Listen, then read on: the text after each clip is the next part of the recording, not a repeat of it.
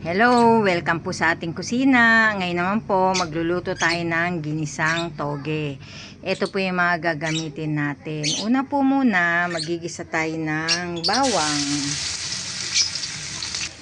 Susunod natin ng sibuyas. At ang kapirasong karne ng baboy. Hiniwa ko pong maliliit yan para madali siyang maluto. Lalagyan ko yan ng konting asin.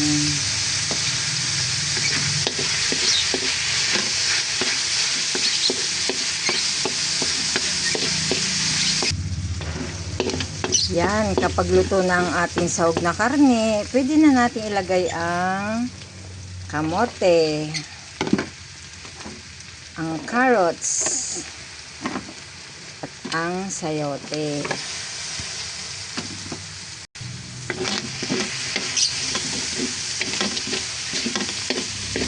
Igisa-gisa lang po muna natin yan kaunti.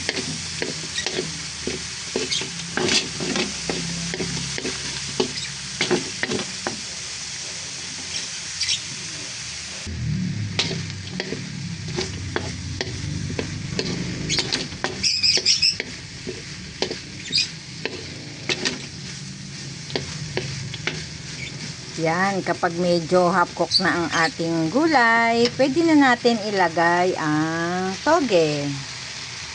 Madali lang po kasi maluto yan. Titimplahan na po natin yan ng paminta,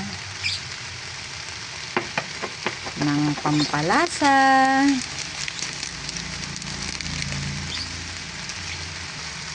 lalagyan natin ng kaunting tubig.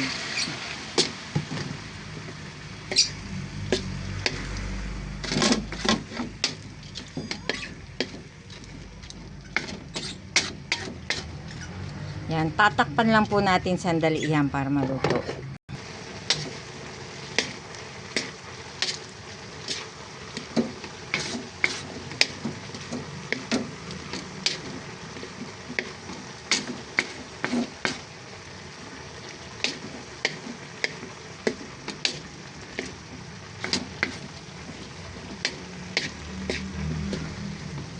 Ang ginagawa ko po dito sa gulay ko na toge, pag may natitira po, lalagay ko sa ref.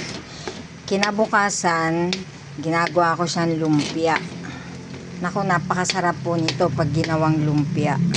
Tapos ang sausawan mo suka na may sili at bawang. Naku, mapaparami ka talaga ng kain. Yan, luto na ang ating toge. Hindi naman kailangang i-overcook to. Okay na to. Kain na po tayo.